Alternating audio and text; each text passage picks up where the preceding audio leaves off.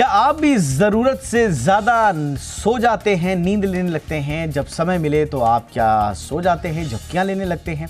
अगर ऐसा है तो सावधान हो जाइए, क्योंकि न्यूरोलॉजी जर्नल में छपी ताज़ा रिसर्च बताती है कि ज़रूरत से ज़्यादा और ख़ास तौर पर दिन में नींद लेने से आपकी मेमोरी कमज़ोर होती है और एज बढ़ने के साथ साथ ये समस्या बढ़ती जाती है। आज इसी नई रिसर्च का विश्लेषण करेंगे। आपकी खबर आपका फ़ायदा में। मेरा नाम है दीपक डोभाल। जानेंगे कब और कितनी नींद आपके लिए ज़रूरी है ताकि आप स्वस्थ रहें, आपकी याददाश्त भी तंदुरुस्त रहे और आगे चलकर अल्जाइमर जैसी बीमारियों की चपेट में आप ना आएँ। इसलिए करेंगे खास मेहमानों से चर्चा। पहले रिपोर्ट।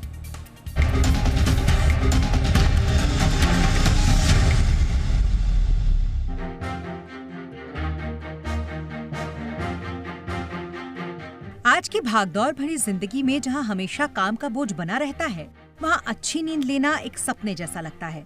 अपनी नींद को पूरा करने के लिए लोग दिन में जब और जहां समय मिलता है वहां नींद पूरी करने लगते हैं। कई लोग तो रात में भरपूर नींद लेने के बावजूद दिन में नींद लेते रहते हैं। अगर आप भी रात की नींद पूरी करने के लिए दिन में ज्यादा सोते हैं या दिन में ज्यादा नींद महसूस होती है तो सावधान हो जाइए, क्योंकि न्यूरोलॉजी जर्नल में छपी ताजा रिसर्च बताती है कि दिन में ज्यादा नींद महसूस करना और किसी भी काम में मन नहीं लगना मोटोरिक कॉग्निटिव रिस्क यानी कि MCR सिंड्रोम से जुड़े हो सकते हैं। MCR सिंड्रोम एक ऐसी स्थिति है जो बुजुर्गों में गंभीर मानसिक समस्या पैदा कर सकती है। इस सिंड्रोम के लक्षणों में याददाश्त की समस्याएं शामिल हैं।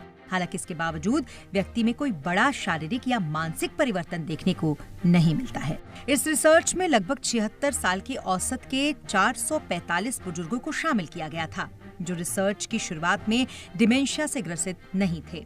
इनमें उनके सोने के पैटर्न, दिन के वक्त उनकी ऊर्जा के स्तर के बारे में जानकारी जुटाई गई और रात में जगना, सोने में समय लगना और नींद की दवाइयों की जरूरत जैसी मुद्दों पर रिपोर्ट बनाई गई। इसके साथ ही रिसर्चरों ने उनके चलने की गति और याददाश्त का भी आकलन किया। रिसर्च की शुरुआत में 42 प्रतिभागियों में पहले से ही MCR के लक्षण देखे गए और समय के साथ दूसरे 36 लोग इस सिंड्रोम से ग्रसित पाए गए। दिलचस्प बात तो यह है कि जिन लोगों में दिन में अधिक नींद और कम उत्साह के लक्षण दिखे, उनमें MCR सिंड्रोम का खतरा 3 गुना ज्यादा पाया गया। दिन में नींद महसूस करना और कम उत्साह का MCR से संबंध हो सकता है, पर ये जरूरी नहीं कि ये लक्षण सीधे MCR का कारण बनते हो। हालांकि इस संबंध में पीछे की वजह स्पष्ट नहीं है, लेकिन कुछ थ्योरीज बताती हैं कि खराब नींद की गुणवत्ता और कम उत्साह से मस्तिष्क और तंत्रिका तंत्र में बदलाव हो सकते हैं। स्लीप डिसऑर्डर, क्रॉनिक तनाव, सूजन और याददाश्त की समस्याओं को जन्म दे सकते हैं, जो न्यूरोलॉजिकल समस्याओं से जुड़े होते हैं। इसी तरह दिन भर कम सक्रिय रहना और जीवन में उत्साह की कमी मानसिक और शारीरिक गतिविधियों को सीमित कर सकता है, जो मेमोरी के लिए नुकसानदायक हो सकते हैं। अब सवाल ये उठता है कि समस्या से कैसे बचा जा सकता है। आप सोने का नियमित रूटीन बनाएं। रोजाना एक ही समय पर सोएं और उठें। नियमित एक्सरसाइज मस्तिष्क और शरीर दोनों के लिए फायदेमंद होती है। दोस्तों और परिवारों के साथ समय बिताएं। लगातार बैठने से बचें और बीच बीच में उठकर चलें। पोषण से भरपूर और हल्का भोजन ऊर्जा को बनाए रखने में सहायक होता है। हालांकि कभी कभी दिन में नींद आना या ऊर्जा की कमी महसूस करना आम बात है, लेकिन अगर बुजुर्गों में ये समस्याएं लगातार बनी रहती हैं, तो उन पर ध्यान देना जरूरी है। समय रहते इन लक्षणों को पहचानना और सही कदम उठाना MCR के खतरे को कम करने में सहायक हो सकता है और दीर्घकालिक अच्छे मानसिक स्वास्थ्य को बढ़ावा दे सकता है। ब्यूरो रिपोर्ट, जी मीडिया। बहुत ही खास मेहमान इस वक्त हमारे साथ जुड़ चुके हैं आज की चर्चा में। हमारे साथ हैं डॉक्टर प्रतीत समदानी सर, जो कि सीनियर फिजिशियन हैं ब्रीच कैंडी हॉस्पिटल के और देश के जाने माने स्वास्थ्य विशेषज्ञ हैं। डॉक्टर समदानी, बहुत बहुत स्वागत है सर आपका हमारे शो पे। हमारे साथ हैं doctor Puneet Gupta, head sleep medicine यथार्थ हॉस्पिटल से जुड़े हुए। Doctor Gupta, good evening sir, आपका भी बहुत बहुत स्वागत है हमारे शो पे। और हमारे साथ हैं डॉक्टर PN रंजन, जो कि सीनियर कंसल्टेंट है न्यूरोलॉजी इंद्रप्रस्थ अपोलो हॉस्पिटल। बहुत बहुत स्वागत है डॉक्टर रंजन आपका भी हमारे शो पे। डॉक्टर समदानी सर, आपसे ही चर्चा की शुरुआत कर रहा हूँ। काफ़ी दिलचस्प ये रिपोर्ट है।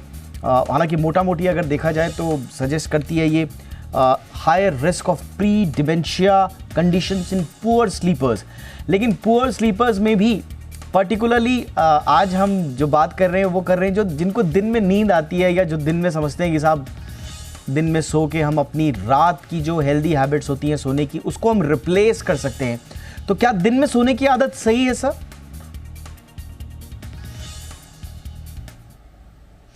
दीपक जी, ये बहुत इंपॉर्टेंट महत्वपूर्ण बात आपने पूछी है। ये मोटोरॉनिक कॉग्निटिव रिस्क एक एक्चुअली अनडिटर्मिन्ड, अनरिलेटेड और अनडायग्नोस्ड रिस्क है, और ये रिस्क दिखाती है, जैसे आपने बताया अभी आपके चर्चा में, कि ये डिमेंशिया का एक प्री डिमेंशिया स्टेट है।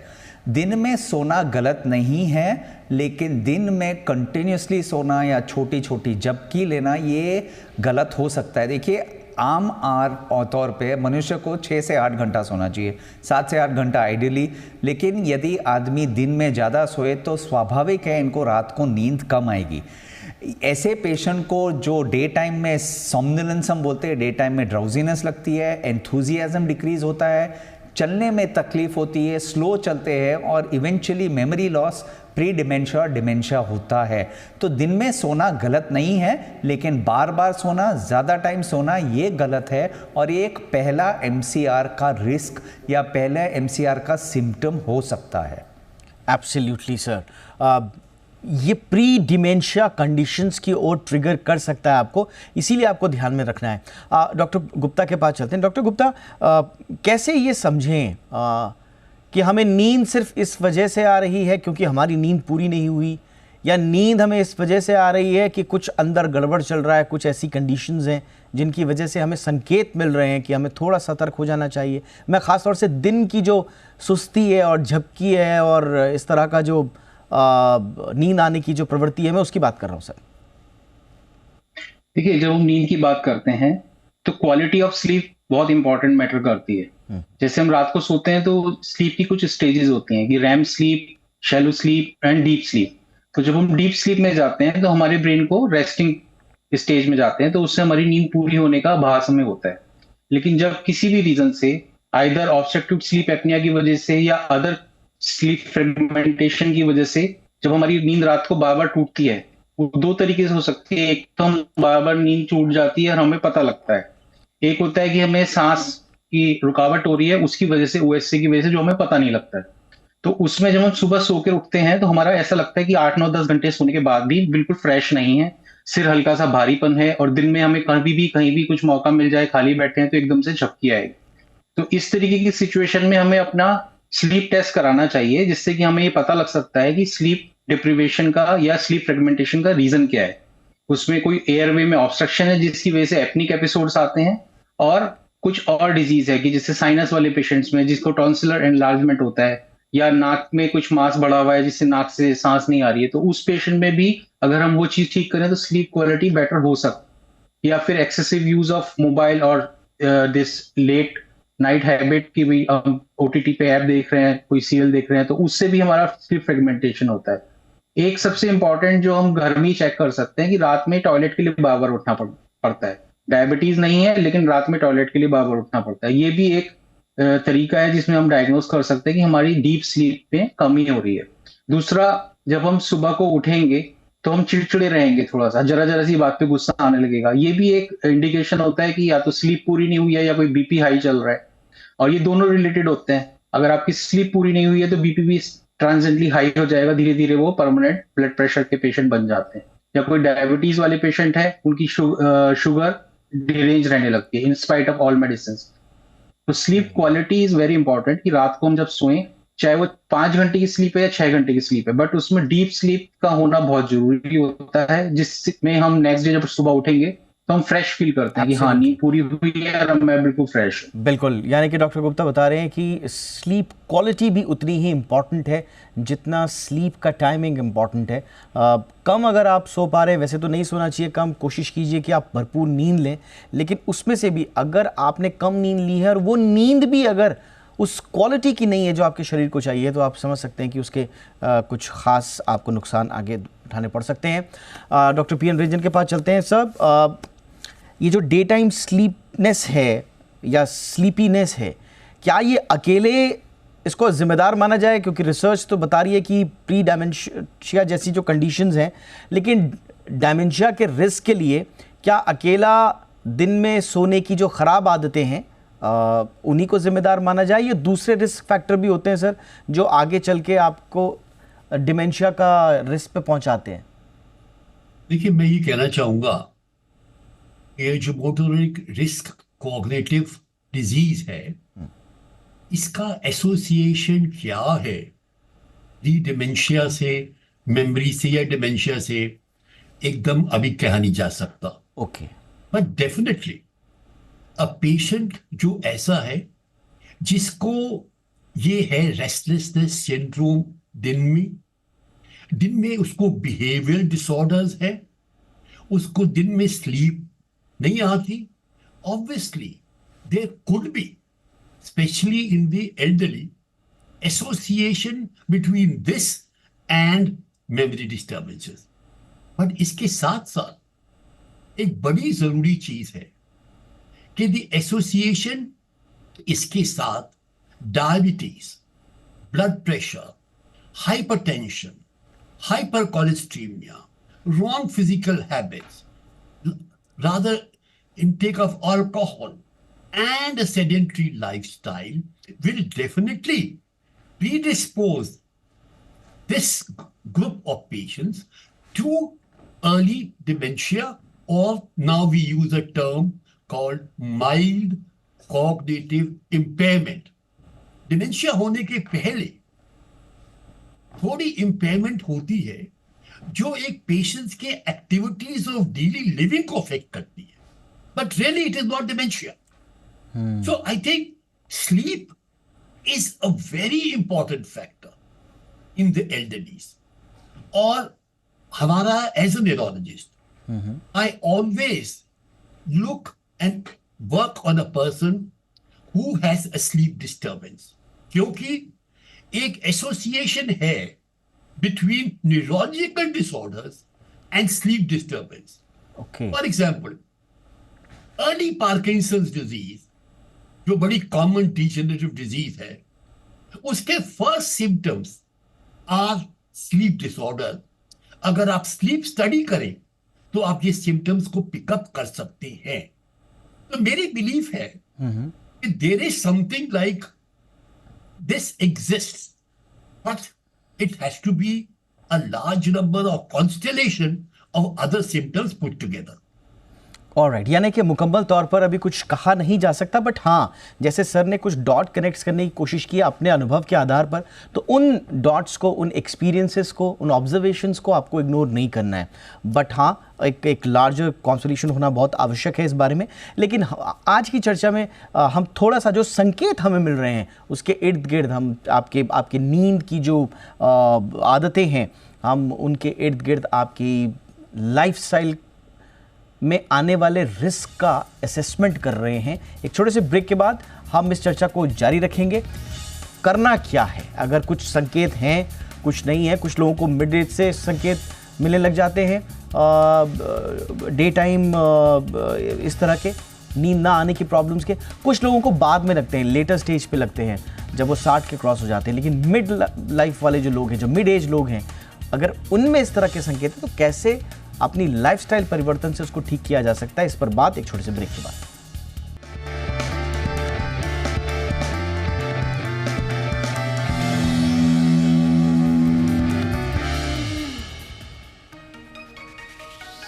ब्रेक के बाद आपका स्वागत है। तो दिन में सोना क्या आपकी मेमोरी पर असर डालता है? कुछ रिसर्च आई हैं लेटेस्ट, और उन्होंने प्री डिमेंशिया से रिलेशन वाले कुछ संकेत दिए हैं। हालांकि चर्चा में यही बात आ रही है कि कुछ मुकम्मल तौर पर नहीं कहा जा सकता, बट हाँ, जब संकेत मिले हैं तो उस पर चर्चा भी होनी चाहिए, ताकि अर्ली इंटरवेंशन से, टाइमली इंटरवेंशन से हम कम से कम उसके रिस्क को कम कर सकें। इसी पर चर्चा के लिए मेरे साथ 3 खास मेहमान। चलते हैं देश के जाने माने स्वास्थ्य विशेषज्ञ डॉक्टर प्रतीत समदानी के पास। अब डॉक्टर समदानी, आप सर उन लोगों को क्या सलाह देंगे जो इस वक्त मिड एज में हैं और उनके साथ ये प्रॉब्लम शुरू हो जाती है, लेकिन अक्सर हम अपनी लाइफस्टाइल और ख़ास तौर से अपने काम के मद्देनज़र उन्हें इग्नोर करते हैं। हम सोचते हैं कि यार हम तो बहुत ज़्यादा बिजनेस में बिज़ी हैं, काम ज़्यादा कर रहे हैं, ऑफिस में काम ज़्यादा हो जाता है, तो स्वाभाविक रूप से दिन में सुस्ताना, रात में प्रॉपर नींद ना आना, ये नॉर्मलाइज कर देते हैं लोग इसे। जो लोग इग्नोर कर रहे हैं इन फैक्टर्स को, सर उनको आप क्या सलाह देंगे? देखिए, बहुत इम्पॉर्टेंट है, खाली आज के टॉपिक के लिए लेकिन अच्छे और सुंदर स्वास्थ्य के लिए। तो एक है, एक रूटीन मेंटेन करिए, टाइम पे सोने की कोशिश करिए, गुड क्वालिटी ऑफ स्लीप होनी चाहिए, फिजिकली अपने आप को एंगेज करिए। और मैं बहुत इंपॉर्टेंट चीज़ बोलना चाहता हूँ, ये कोविड के बाद आप देखेंगे कि बहुत सारे वृद्ध लोग या 70, 80, 60 जो पहले एकदम एक्टिव थे, अब वो वर्क फ्रॉम होम जैसे कर रहे हैं। तो इनमें मैं देख रहा हूँ क्लिनिकल प्रैक्टिस में इनको कॉग्निटिव इम्पेयरमेंट बढ़ रहा है, इनकी मेमोरी लॉस बढ़ रही है। जैसे उम्र बढ़ रही है लोगों की, इसकी संख्या बढ़ने वाली है। तीसरी, good appetite, good food, good quality of food, no alcohol, no smoking, caffeine की चीज़ें रात को ज़्यादा नहीं वापरें क्योंकि इससे नींद हैम्पर हो सकती है। चौथी बात है, फिजिकली एंगेज रखिए, एक्टिविटीज़ में एंगेज रखिए, खुद को एक्टिव रखिए। यदि ऑफिस नहीं है, कुछ रिस्पॉन्सिबिलिटी नहीं है, तो गेम खेलिए, मेंटली स्टिम्युलेटिंग कोई एक्टिविटीज़ करिए, सुडोको करिए, पजल करिए, नीचे जाइए, घूमिए। रूम में बैठने से, घर में बंद होने से ये तकलीफ हो सकता है। और लास्टली मैं सभी को चाहता हूँ, ये भागते हुए देश में और भागती हुई दुनिया में छोटे छोटे ब्रेक आवश्यक है। थोड़े काम से हटिए, अपने आप के लिए समय निकालिए, मेडिटेशन करिए, रिट्रीट में जाइए, 5-7 दिन खुद के साथ समय स्पेंड करिए। इससे बिल्कुल कॉग्निटिव इम्पेयरमेंट और MCR की जो इंसिडेंस है कम होएगी। एब्सोल्युटली सर, बहुत इंपॉर्टेंट बात आपने सलाह के रूप में दी। डॉक्टर गुप्ता, हम एक ऐसे समाज में, एक ऐसे दौर में रह रहे हैं सर, जहाँ पर लॉन्ग वर्क आवर्स, स्ट्रेस, इन सब चीज़ों को ग्लोरीफाई किया जाता है। मैं अब किसी कंट्रोवर्सी वाले सब्जेक्ट की बात नहीं कर रहा हूँ, बट इन जनरल आप देखेंगे तो भाई बहुत ज़्यादा काम करते हैं तो भाई बहुत महान हैं, टाइम पे सोने चले जाते हैं, टाइम पे उठते हैं, बिल्कुल तो बोलते हैं साहब ये तो रोबोटिक लाइफ जी रहा है। लेकिन हेल्थ के पॉइंट ऑफ व्यू से, स्लीप के पॉइंट ऑफ व्यू से आप सर हमें बताइए कि एक सही नींद लेना क्यों ज़रूरी है और इस तरह की भ्रांतियों में हमें नहीं पड़ना है, ये कितना ज़रूरी है? देखिए, जैसे अच्छे स्वास्थ्य के लिए गुड डाइट जरूरी है, हेल्दी फूड जरूरी है, ऐसे ही एक अच्छी गुड क्वालिटी स्लीप बहुत जरूरी है। तो हमें करना सिर्फ इतना है कि अपनी भागदौड़ भरी लाइफ में हमें कुछ काम कम नहीं करना है, बस एक रूटीन फॉलो करें, कुछ अपने लिए गोल्स बनाएं कि भाई मुझे डेली एक्सरसाइज जरूर करनी है। अगर टाइम कम है तो मैं फिजिकल एक्सरसाइज की जगह प्राणायाम वगैरह कर लूं। मतलब उसको पूरे अपने वीक का एक शेड्यूल बनाएं कि इतने बजे के बाद मुझे रात को सोना है, उसके बाद कोई मोबाइल ऐप नहीं, स्क्रीन टाइम अपना कम करें, उससे मॉनिटर कर सकते हैं। सुबह उठ के वॉकिंग और प्राणायाम, डीप ब्रीथिंग एक्सरसाइज बहुत जरूरी है। सीजनल फ्रूट्स का कंजम्पशन बहुत जरूरी है। हेल्दी बैलेंस डाइट लें। दिन में कोशिश करें, अगर वर्क फ्रॉम होम भी कर रहे हैं तो दिन में ना सोएं, दिन में अपने आप को किसी ना किसी एक्टिविटी में इन्वॉल्व रखें जिससे कि रात को आपका जो स्लीप टाइम होता है उसमें आप प्रॉपरली सो पाएं। उसके बाद भी अगर आपको स्लीप में प्रॉब्लम हो रही है तो उसका अपना चेकअप जरूरी है कि स्लीप में रीजन क्या है, कि स्लीप क्यों नहीं अच्छी आ रही है। कुछ एक्सटर्नल अपर रेस्पिरेटरी रेट वे में रीजन है, या कुछ और प्रोस्टेट, किसी एजेड पेशेंट में प्रोस्टेट बढ़ी हुई है, या बीपी बहुत हाई है, सिर दर्द हो रहा है, किस वजह से नींद नहीं आए, तो उस वजह को आइडेंटिफाई डॉक्टर की सलाह से करें और उसको प्रॉपरली ट्रीट कराएं। सबसे इंपॉर्टेंट चीज होती है कि हम जो हेल्दी डाइट, सीजनल फ्रूट्स लेते हैं तो उससे हमारा जो डाइजेशन है वो भी प्रॉपर बना रहता है। अगर किसी पेशेंट को, शुगर के पेशेंट्स हैं या ब्लड प्रेशर के पेशेंट्स हैं या अस्थमा के पेशेंट्स हैं, तो अगर उनकी डिजीज कंट्रोल नहीं होगी तो उसकी वजह से भी उनकी नींद बार बार टूटती रहती है।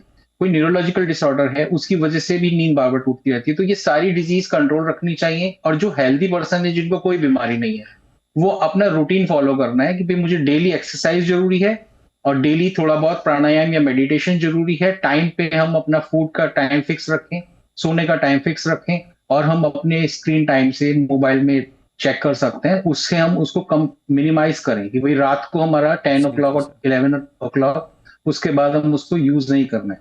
हर आदमी की लाइफ में ना रात को एक पॉइंट होता है कि जब उसको हल्की सी झपकी आ रही हो, वो पॉइंट अगर क्रॉस हो जाता है तो उसके बाद 1-2 घंटे तक बिल्कुल नींद नहीं आती। तो वो अपना टाइम आइडेंटिफाई करें कि भाई इस टाइम पे अगर मुझे नींद आ रही है तो मुझे उसको सो जाना है, उसको पोस्टपोन नहीं करना है, क्योंकि अगर आपने नींद को पोस्टपोन किया तो फिर वो नींद आपको पोस्टपोन करेगी। एब्सोल्युटली। और फिर अगले दिन आप सुबह इरिटेट उठेंगे और गुस्सा करेंगे, बीपी हाई होगा, शुगर हाई होगी, और पूरे दिन की दिनचर्या आपकी खराब होगी, जिसका फिर मेमोरी फंक्शन, कॉग्निटिव फंक्शन पे भी इफेक्ट आएगा। बिल्कुल सर, आपने सही बोला। एक मोमेंट ज़रूर आता है हर किसी की लाइफ में रात में सोते वक्त, अगर आपके हाथ में मोबाइल रहता है तो, जब आपको बिल्कुल झपकी आ रही होती है, लेकिन आप उस स्क्रीन पे जो चल रही चीज़ होती है उसके प्यार में या उसके लालच में उसको ओवरकम कर जाते हैं, और वही है खतरे की घंटी। अब मैं डॉक्टर रेंजन के पास आऊँगा। डॉक्टर रेंजन, एक डेटा जो मैं पढ़ रहा था, और बहुत बड़ा इंटरेस्टिंग सा ये डेटा है, ये थोड़ा सा इकोनॉमिक पॉइंट ऑफ व्यू से इम्पॉर्टेंट है, कि जो नाइट टाइम इकोनॉमीज़ हैं आज की डेट में, हम प्रोडक्टिव वर्क आवर्स की बात करते हैं, हम बोलते हैं कि हमारा यूथ जो है पूरी तरह से स्लीप नहीं ले रहा है, हमने माहौल भी तो इस तरह का बनाया है। मैं नाइट टाइम इकोनॉमीज़ का कंपैरेटिव डेटा एनालिसिस कर रहा था। यूके, यूएस में आप देखिए जो नाइट लाइफ सेक्टर्स है वो billions of dollars local economy में जोड़ रहा है। अकेले लंदन में 26 बिलियन यूरो एनुअली जा रहे हैं और 7 लाख से ज़्यादा एम्प्लॉयमेंट दिया जा रहा है। मतलब नाइट लाइफ को, यानी कि वो टाइम जब सोने का टाइम होता है इंसान का, उसको इतना ज़्यादा तवज्जो हमने दे दी है कि इकोनॉमिकली वो हमको इतना प्रॉस्पर कर रहा है एक तरह से कि हम उससे रोल बैक अप कर नहीं सकते। सर, ये जो पर्सपेक्टिव है कि आपका टूरिज्म इससे जुड़ गया है, आपका रेवेन्यू इससे जुड़ गया है, ऐसे में सर, ऐसे में हम कैसे फ्यूचर में होने वाले जो प्रॉब्लम्स हैं उनसे हम कैसे बचाएं अपनी इस जनरेशन को? कोई बैलेंस हो सकता है सर, डॉक्टर रेंजन? देखिए, आपका जो स्टैटिस्टिक्स है, आई ऑल्सो रेड दैट। अब ये है कि yes, is night reading, night time working is more productive than daytime has to be seen. To my mind, how can you make a night workers as productive or as more productive than the daytime workers is only by one method. See, you must understand एक चीज, there is a sleep-wake cycle which is called the circadian rhythm. Circadian rhythm is controlled by the hypothalamus. So at times when you go abroad, you come back, you have a jet lag. Why? Because your circadian rhythm gets altered. And when you come back, you start taking melatonin, trying to अपनी आप sleep wake pattern को adjust करने की कोशिश कर रहे हो। मेरे थिंकिंग में जो आउटपुट, जो यूजफुल आउटपुट हो सकती है डे टाइम में, वो रात को इतनी यूजफुल नहीं हो सकती। बट आपका ये क्वेश्चन कि इसको प्रोडक्टिविटी कैसे बढ़ाया जाए, उसके लिए तो एक ही चारा है। एक, you have good day time sleep, but obviously don't forget one thing कि अगर आप गुड डे टाइम स्लीप की बात कर रहे हैं, you are also compromise on your activities of daily living, which would directly और indirectly add to your productivity. Absolutely, sir. So my thinking is a little different in the sense of productivity, as you rightly said, for daytime and nighttime. All right, sir. तो देखिए, आज की चर्चा का अगर हम सार निकालने की कोशिश करें तो चाहे आप दिन में काम कर रहे हैं, रात में काम कर रहे हैं, कम नींद ले रहे हैं, किसी भी वजह से कम नींद ले रहे हैं, आपके पास जब तक एक यंग एज है तब तक आप अपनी लाइफस्टाइल चेंजेस से शायद उसे या तो कॉम्पनसेट कर सकते हैं। हम ये तो नहीं कह सकते आप तीनों से बातचीत करने के बाद कि एक गुड स्लीप को कॉम्पनसेट किया जा सकता है किसी दूसरी चीज़ से। गुड स्लीप ही होती है, एक साउंड स्लीप, एक क्वालिटी स्लीप ही हो सकती है।